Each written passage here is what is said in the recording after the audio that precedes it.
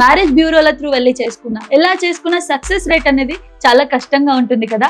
So మరి దీనికి సంబంధించి ప్రస్తుతం మనతో పాటు అయితే హ్యాపీ మ్యారేజ్ బ్యూరో డైరెక్టర్ ఉన్నారు మాధవ్ గారు, వారితో మాట్లాడదాం. ప్రస్తుతం మ్యారేజ్ వ్యవస్థ ఎలా ఉంది, అసలు పెళ్లిళ్ళ వ్యవస్థ పైన మీ అభిప్రాయం ఏంటి? పెళ్లిళ్ళ వ్యవస్థ అనేది ఎప్పుడూ బాగుంటుందమ్మా.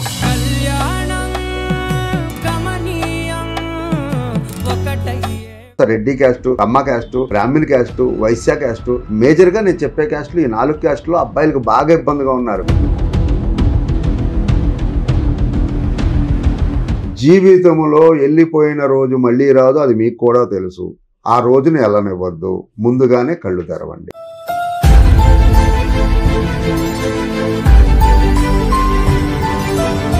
అదే ఆడపిల్ల దృష్టిలో మీరు అత్తగారుగా స్టార్టింగ్ రోజే ఫెయిల్ అయ్యారనేది గుర్తుపెట్టుకోండి.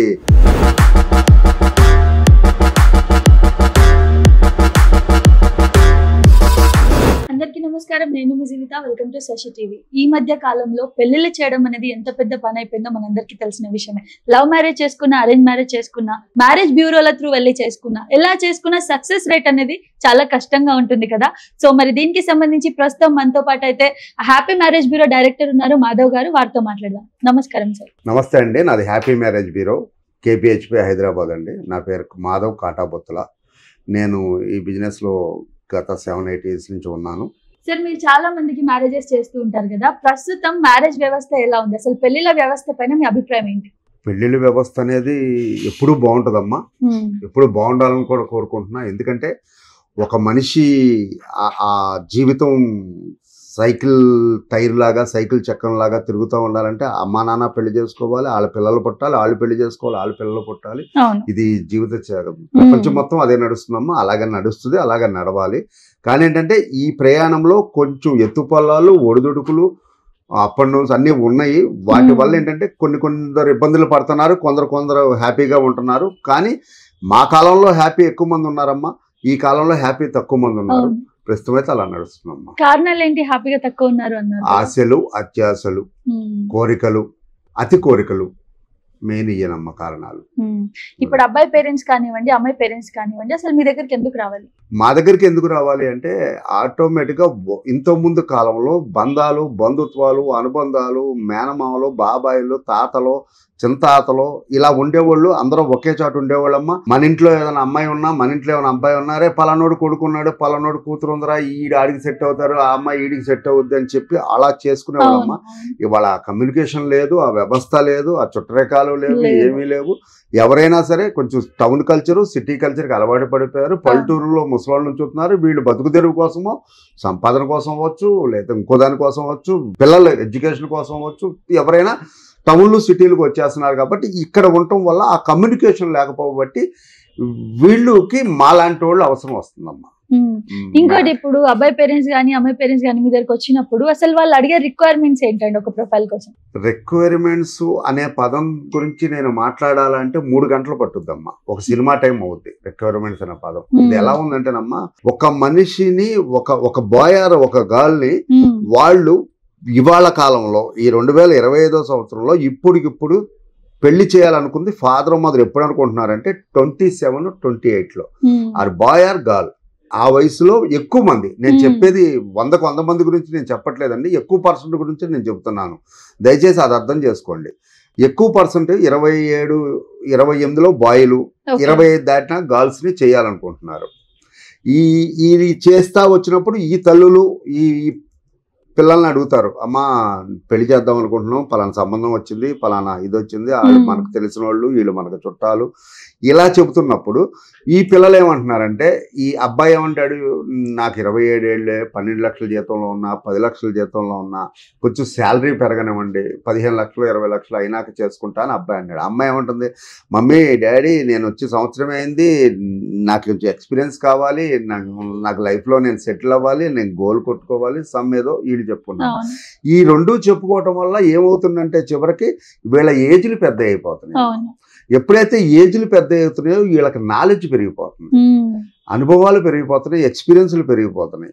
వీటి వల్ల ఏంటంటే సెలెక్ట్ చేసుకోవటంలో ఇబ్బంది పడిపోతున్నారు. ఏది పిల్లల గురించి చెప్పానమ్మాయి. ఇక తల్లులు తండ్రుల గురించి చెబుతా. తల్లులు తండ్రులు ఎలా ఉన్నారంటే, ఇటువైపు వాళ్ళు అన్నో అమ్మాయి గురించి ఏంటి వాటి మాకు జెన్యునే కావాలి, మాకు నిప్టే కావాలని ఇటు అబ్బాయిలు, ఇటు అమ్మాయిలు కూడా ఇలాగే కావాలి. అబ్బాయి సాఫ్ట్గా ఉండాలి, మెత్తగా ఉండాలి, నిదానంగా ఉండాలి, మంచిగా ఉండాలని వీళ్ళు. ఇది ఒక ఆట ఆడుతున్నారమ్మా. వివాహం అనేది ఒక గేమ్. ఈ గేమ్లో ఎవరైతే కాంప్రమైజ్ అవుతారో వాళ్ళు తొందరగా పెళ్లి చేసుకుంటున్నారు. ఎవరైతే ఇంకా కాంప్రమైజ్ అవ్వకుండా ఉంటున్నారో వాళ్ళకైతే మాత్రం లేట్ అవుతుంది. లేట్ అయినా కూడా కాంప్రమైజ్ అవ్వట్లేదండి. మరి ఎందుకు అవ్వట్లేదో తెలియట్లా. 35 దాటిపోయినా కాంప్రమైజ్ అవ్వట్లా. కాంప్రమైజ్ అవ్వటం అంటే ఏంటి? ఒక క్యాస్ట్ ఉంది, కొన్ని క్యాస్ట్లు ఉన్నాయండి. ఆ క్యాస్ట్లో అబ్బాయిలు చాలా ఇబ్బందుల్లో ఉన్నారు. ఎందుకు చెప్పేస్తారు? Reddy caste, Kamma caste, Brahmin caste, Vaishya caste, ఇటువంటి క్యాస్టులో అబ్బాయిలు చాలా, అన్ని క్యాస్టులో ఇబ్బందులు ఉన్నారమ్మా. మళ్ళీ దీనికి 100% తీసుకోవద్దు. మేజర్గా నేను చెప్పే క్యాస్టులు ఈ 4 క్యాస్టులో అబ్బాయిలకు బాగా ఇబ్బందిగా ఉన్నారు. ఎటువంటి ఇబ్బందులు అంటే, ఇదే అబ్బాయి సుమారు 8 లక్షలు 10 లక్షలు జీతం ఉంటే ఆడికి పిల్లనిచ్చే దిక్కు లేదు. ఆ కులము ఆ అబ్బాయికి మైనస్సు. పెళ్ళయ్యే వరకు అమ్మ, పెళ్ళైనాక ప్లస్ అవుద్ది. పెళ్ళయ్యే వరకు ఆ కులాల అబ్బాయిలకి మైనస్సు. అదే ఈ అబ్బాయికి ₹1,00,00,000 ఆస్తుంటే పిల్లనివ్వట్లా. 10 లక్షల జీతం ఉండి సంవత్సరానికి ₹1,00,00,000 ఆస్తుంటే పిల్లనివ్వట్లా. ఆ ప్రొఫైల్స్ అన్నీ ఏమైపోవాలి? చివరికి వాళ్ళకి పెళ్లి చేసుకోవాలిగా, వాళ్ళకంటూ నెక్స్ట్ జనరేషన్ కావాలిగా, వాళ్ళకంటూ పిల్లలు కావాలిగా, వాళ్ళ నెక్స్ట్ తరాన్ని, వాళ్ళ నాన్నగారి తరాన్ని కంటిన్యూ చేయాలిగా, వాళ్ళ ఇంటి పేరుని కంటిన్యూ చేయాలిగా. ఎవరికైనా ఆశ ఉంటుందిగా, అమ్మలకి నాన్నలకు కూడా. కానీ ఇదే అమ్మలో నాన్నలో ఇంకా కాంప్రమైజ్ అవ్వటం లేదు. ఎందుకు అవ్వటం లేదో తెలీదు. 35 వచ్చేసి 10 లక్షలు 12 లక్షల్లో ఉన్నాడు. ప్రాపర్టీ పెద్దగా లేదు, ఓన్ హౌస్ లేదు, ఏదో పొలాలు ఉన్నాయి, లేదా స్థలాలు ఉన్నాయి, పొలం లేదు, ఓన్ హౌస్ లేదు, ఓన్ హౌస్ ఒకటే ఉంది, మిగతాయి లేవు. ఇలాంటప్పుడు దయచేసి అర్థం చేసుకోండి అబ్బాయిలారా, మీరు కాంప్రమైజ్ అవ్వండి. కాంప్రమైజ్ మీనింగ్ ఏంటంటే, అవసరమైతే, నేను మిమ్మల్ని అందరినీ చేసుకోమని చెప్పట్లేదు, నేను మళ్ళీ చెబుతున్నాను, అవసరమైతే మీరు వేరే క్యాస్ట్ అమ్మాయిని పెళ్లి చేసుకుని పిల్లల్ని మీ క్యాస్ట్లో పెట్టుకోండి. తప్పదు. మీరు బతకాలి, మీరు ప్రయాణించాలి, జీవితం మొత్తం మీరు నడవాలి. మీకు పిల్లలు కావాలి. పిల్లల కోసం మీరు ఏదైనా చేయండి. దయచేసి అర్థం చేసుకోండి. ఇది నా విజ్ఞప్తి అనుకోండి. ఇంకోటి కూడా చెబుతానండి, మీరు IVFలు ఫెర్టిలిటీ సెంటర్కి వెళ్తున్నారండి, దానివల్ల ఉపయోగం లేదు. కొంచెం 2 ఏళ్ళ ముందు పెళ్లి చేసుకోండి. మీకు మీరు పిల్లల్ని కనండి. ఎవరితో సంబంధం లేకుండా. ఇవాళ చిన్న పిల్లలు పట్టుకున్న ఆడపిల్లకి PCOD అంటున్నారు, ఇంకోటి అంటున్నారండి.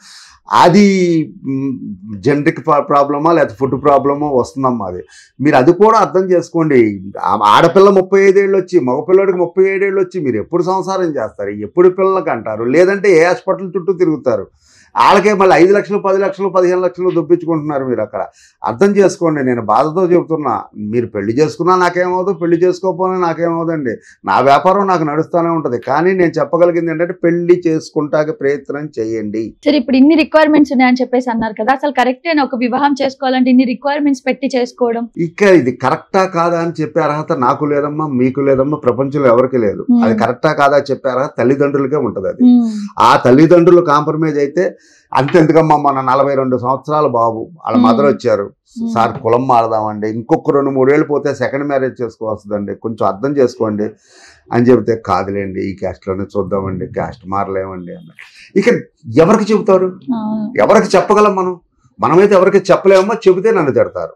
ఇప్పుడు నేను చెప్పినందుకే తిడతారు నన్ను. మమ్మల్ని కులం మారమంటావా, నువ్వెవడరా చెప్పడాక నన్ను అంటారు, కామెంట్లు వేసుకుంటారు. నాకు ఎందుకమ్మా, చెప్పాను, అర్థం చేసుకున్నాడు, అర్థం చేసుకోండి, అర్థం చేసుకున్నాడు, మీ ఇష్టం. ఇది ఎవరి చేతుల్లో ఎవరి జీవితం లేదండి.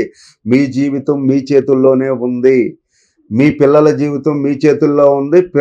మీ పిల్లలు మీ జీవితం మీ చేతుల్లో ఉంది. దయచేసి అర్థం చేసుకోండి. సరే, ఇంకోటి, లేట్ మ్యారేజెస్ వాళ్ళు వస్తున్నారు, అసలు వాళ్ళ ఆలోచనలు ఎలా ఉంటున్నాయి? లేట్ మ్యారేజ్ వాళ్ళ ఆలోచనలు అమ్మా, పిల్లల ఆలోచనలు కొంచెం కన్విన్సింగ్ గానే ఉన్నాయమ్మా. కొంచెం లేట్ అయినా ఆలోచనలు మారుతున్నాయి. తల్లిదండ్రుల ఆలోచనలు మారతలేదమ్మా. అక్కడ ఇబ్బంది పెట్టే తల్లిదండ్రులే. అరే మన చుట్టాలకు చెప్పుకుంటే బాగోదురా, వాళ్ళకి చెప్పుకుంటే బాగోదురా, ఇంకో క్యాస్ట్లో చేసుకుంటే బాగోదురా. మన ఫస్ట్ క్యాస్ట్ నడుస్తుందమ్మా, ఆ తర్వాత డబ్బు నడుస్తుందమ్మా. డబ్బులు ఆస్తులు నెక్స్ట్ నడుస్తున్నాయి. ఈ క్యాస్ట్ ఈ డబ్బుల దగ్గర పిల్లలు ఇరుక్కుపోతున్నారమ్మా. ఆడపిల్లలు ఇరుక్కుపోతున్నారు, మగపిల్లలు ఇరుక్కుపోతున్నారు. దానివల్ల ఆ మగపిల్లలకి ఇబ్బంది వస్తుందమ్మా, ఆడపిల్లలకి ఇబ్బంది వస్తుంది, వాళ్ళ బతుకు తెరువుకి ఇబ్బంది వస్తుందమ్మా. మీరు బతుకు తెరువు బతకండి. మీరు శుభ్రంగా మీకు అండి, హైదరాబాద్లో నెలకు ₹1,00,000 ఉంటే బతకలేరా అండి? బతకగలరుగా? మీకు 1,00,000 వస్తుంది, మీ వైఫ్కి ఒక 50,000 వస్తుంది, బతకొచ్చుగా. 1,50,000 వస్తుంది, ఒక ఇల్లు కొనుక్కోండి, ఒక 50,000 ఏం పెట్టుకుని బతకండి. ఇంకా అది కావాలి, ఇది కావాలి, ఇది కావాలి, అది కావాలి ఎందుకండి? అంటే కావాలి, అందరికీ అన్నీ కావాలి, డబ్బు కావాలి, అందం కావాలి, అన్నీ కావాలి. కానీ అన్నిటికీ మనం అర్హులమా కాదా? మనం మీనింగ్ అమ్మాయి అయితే అమ్మాయి ఆలోచించుకోండి, అబ్బాయి అయితే అబ్బాయి ఆలోచించుకోండి. మనం ఎంతవరకు అర్హులము, మనకు ఎంతవరకు అర్హత అది తెలుసుకోండి. అందరూ అర్హులేనండి, అందరూ తెలివిగల్లోళ్ళే, అందరూ మంచోళ్ళే, అందరూ అందం కావాలి, అందం ఉన్నోళ్ళే. కానీ ఏంటంటే కొంచెం మీ అవసరాన్ని బట్టి, అవకాశాన్ని బట్టి మీరు సర్దుకుపోండి. నేను చెప్పగలిగింది అదేనమ్మా. లేట్ మ్యారేజ్ వాళ్ళకి కూడా అదే జరుగుతుంది. లేట్ మ్యారేజ్ వాళ్ళు కాంప్రమైజ్ అయితే తొందరగా పెళ్ళి అవుతాయి. సరే, ఇంకొకటి సెకండ్ మ్యారేజెస్ వాళ్ళ పరిస్థితి ఎలా ఉంది ప్రెసెంట్? సెకండ్ మ్యారేజ్ వాళ్ళ పరిస్థితి కూడా అలాగే ఉందమ్మా. సేమ్ ఫస్ట్ మ్యారేజ్ కోరికలు కూడా సెకండ్ మ్యారేజ్ దగ్గర నడుస్తున్నాయి అమ్మా. సేమ్ కోరికలు నడుస్తున్నాయి, సేమ్ ఆలోచనలు ఉన్నాయి.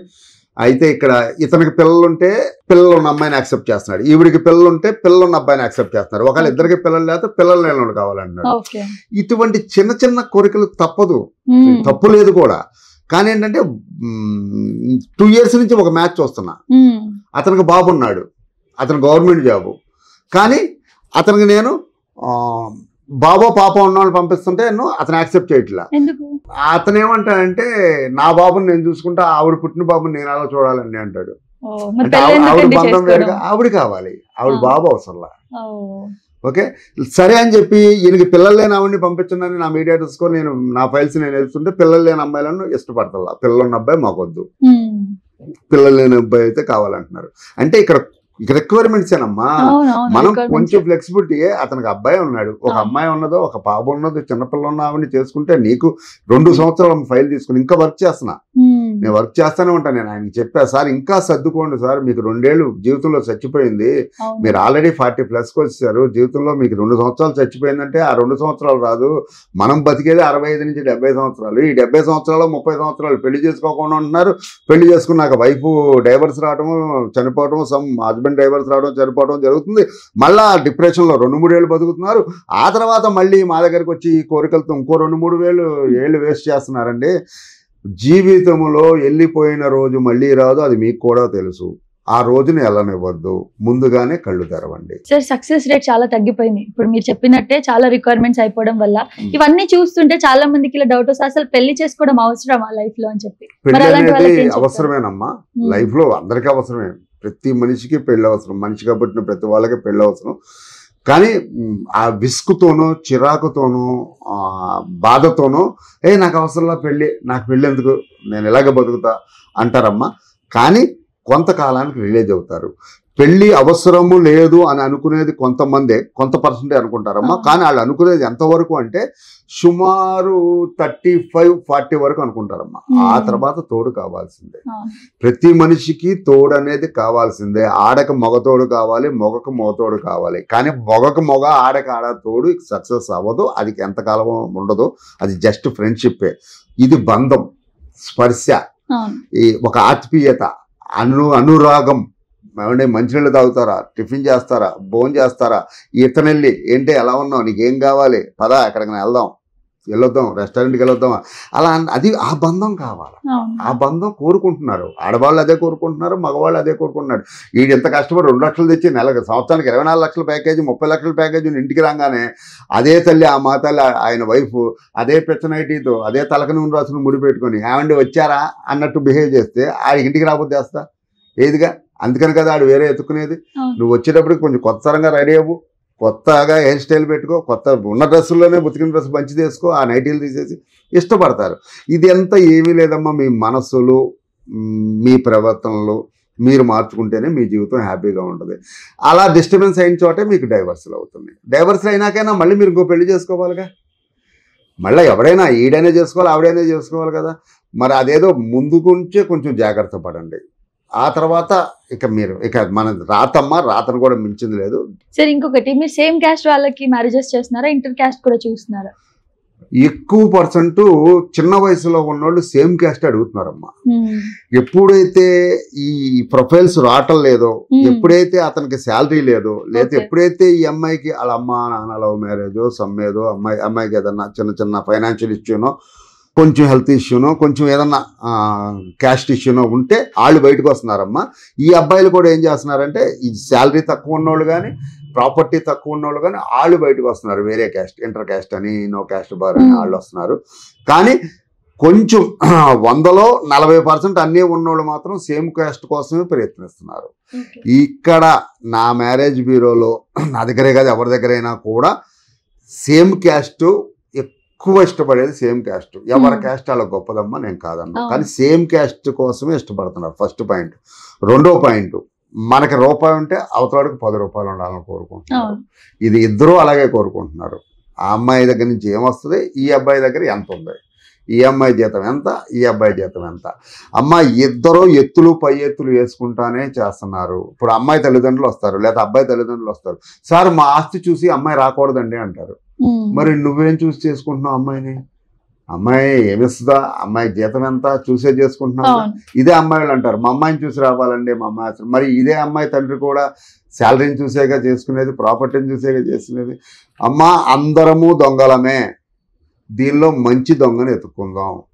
ప్రపంచం మొత్తం దొంగలే అందరూ. అంటే మళ్ళీ 100 దొంగలు, నేను దొంగను కాదని ఎవరికాళ్ళు అనుకోవచ్చు. కానీ నేననేది ఇక్కడ జరిగే వ్యవహారంలో చెప్తున్నా. నేను అందరిని అంటలేదు, ఎక్కువ పర్సెంట్ చెబుతున్నాను. దానిలో మంచి దొంగను ఎత్తుక్కుందాం. అది ఆడదొంగ అవ్వచ్చు, మగ దొంగ అవ్వచ్చు. మంచి దొంగను ఎత్తుక్కుందాం. ముందుగానే మంచోళ్ళు కావాలి, ముందుగానే వాళ్ళ పద్ధతుల్లో తెలియాలంటే తెలియదమ్మా. ఒక మనిషి ఇంకో మనిషితో ఒక 3 నెలల నుంచి 6 నెలలు ప్రయాణం చేస్తేనే ఆ మనిషి మనస్తత్వం తెలుస్తుంది. పెళ్ళైన లేకపోతే పెళ్లి కుదరంగానే 2-3 ఫోన్ కాల్స్లోనో లేకపోతే పెళ్లి కుదిరినాక 2-3 రెస్టారెంట్లోనో గోళ్ళల్లోనో కూర్చుంటే తెలియదమ్మా. అంతా యాక్టింగే, అందరూ యాక్టింగే చేసేది. మీరు న్యాచురల్గా ఉండాలి అంటే కొంతకాలం ప్రయాణిస్తే, జీవితం అనే జర్నీ చేస్తే మీకు అమ్మాయి గురించి అబ్బాయికి, ఆ అబ్బాయి గురించి అమ్మాయికి తెలుస్తుంది. సార్ ఇంకోటి, మ్యారేజెస్ అంటే బిజినెస్ అయిపోయింది. ఇప్పుడు కట్నాలు అయితే కంపల్సరీ. అబ్బాయికి ఏముందా లేదా అది పక్కన పెడితే ఎక్స్పెక్టేషన్స్ అనేది చాలా పెరిగిపోయింది కట్నం విషయంలో. అసలు కట్నం గురించి మీరేమనుకుంటున్నారు? చాలా మందికి తెలియని విషయం ఏంటంటేనండి, కట్నాలు ఉన్నాయి, కట్నాలు లేవు అనుకోవద్దు.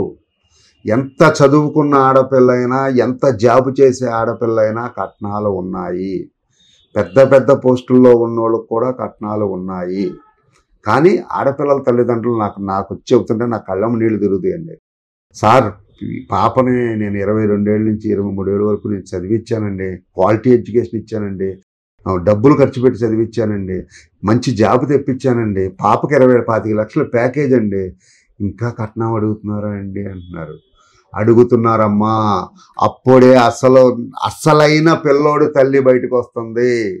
ఒక బాబు పెళ్లికి చేసుకోవాల్సిన బాబు తల్లి ఎప్పుడు బయటకు వస్తుందంటే, పెళ్లి కుదిరే వరకు కూడా పర్లేదు అంతా బాగుంది, పర్లేదు, పిల్ల మంచిదైతే బాగుండు, పిల్ల అందంగా ఉంటే బాగుండు, ఈడు జోడు ఉంటే బాగుండు అంటున్నారు. ఎప్పుడైతే మీరు ఒప్పుకున్నారో అప్పుడు సార్ మాధవ్ గారు ఏమిస్తారంట, ఏమున్నాయంట, నెక్స్ట్ ఏంటి, ఒకవేళ 2 ఆడపిల్లలు ఉంటే మిగతా ఆస్తి ఎప్పుడు వస్తుంది, ఇదమ్మా. మరి ఆ అబ్బాయి తల్లికి తెలియదు, ఆ ఆస్తి అబ్బాయి తల్లికి ఏమీ రాదు. ముట్టుకుంటా డాక్యుమెంట్స్ ముట్టుకుంటా కూడా ఆ తల్లికి తెలియదు పాపం, అర్హత లేదు. ఆ అమ్మాయి ఎన్ని కిలోలు తెచ్చుకున్నా, ఎన్ని నవర్సులు తెచ్చుకున్నా, ఎన్ని తులాలు తెచ్చుకున్నా కూడా అత్తగారిని కూడా పట్టుకోనివ్వదు పాపం. అత్తగారు ఆరాటం, కొడుకు ఏదో ఆస్తులు తెద్దాం, ఏదో బంగారం తెద్దాం, మందగత్తి కోడలు తెద్దామని ఆరాట పడుతుంది తప్ప అత్తగారికి తర్వాత కానీ పెళ్ళైన 4-5 ఏళ్ల తర్వాత తెలుస్తుంది అత్తలకి. కొంచెం దయచేసి అత్తగారులు మీరు కూడా, అత్తగారులు మీనింగ్ అమ్మాయిల అత్తగారులు, మీరు కూడా అర్థం చేసుకోండి. మీరు నీ కొడుక్కి ఎంత తెస్తున్నాము, ఎంత ఇప్పిస్తున్నాము అని బయటపడుతున్నారు. కానీ అదే ఆడపిల్ల దృష్టిలో మీరు అత్తగారుగా స్టార్టింగ్ రోజే ఫెయిల్ అయ్యారనేది గుర్తుపెట్టుకోండి. మీరు ఎంత తెచ్చినా, ఎంత అమ్మాయి దగ్గర నుంచి తెప్పించినా కూడా ఇదంతా రేపొద్దున మీ కొడుకు పిల్లలకి వెళ్ళొద్ది. అంటే ఎవరికి వెళ్ళొద్ది? నీ కోడలు కూతుర్లకి వెళ్ళొద్ది, కొడుకులకి వెళ్ళొద్ది. నీకు సంబంధం లేదు తల్లి, నువ్వు అర్థం చేసుకో. నువ్వు ఒకవేళ కోరికలు ఉన్నా మీరు మాట్లాడొద్దు, నాలాంటి వాడి చేత మాట్లాడించండి, మేము మాట్లాడతాం, మీరు చెడ్డోళ్ళు అవ్వద్దు అక్కడ. ఇదే ఆడపిల్లల తల్లులు కూడా చెబుతున్నా. మీకేమన్నా ఇబ్బంది వచ్చింది, మీకేమన్నా కావాలి, అదే నా మ్యారేజ్ బ్యూరోకి వచ్చారనుకోమ్మా, నేనేం చేస్తానంటే టోటల్ నేను ఉంటానమ్మా. మ్యారేజ్ పెళ్ళి చూపుల వరకు నా స్టాఫ్ ఉంటారండి. అది ఫాలో చేసుకుంటారు.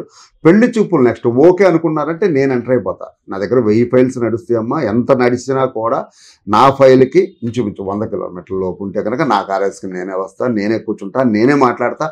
నా కస్టమర్కి, నా క్లయింట్కి నేను ఫేవర్ చేసుకుంటా. ఎందుకంటే వాళ్ళు నా దగ్గర ఫ్రీ సర్వీస్ తీసుకోవట్లేదు, డబ్బు తీసుకుంటున్నా.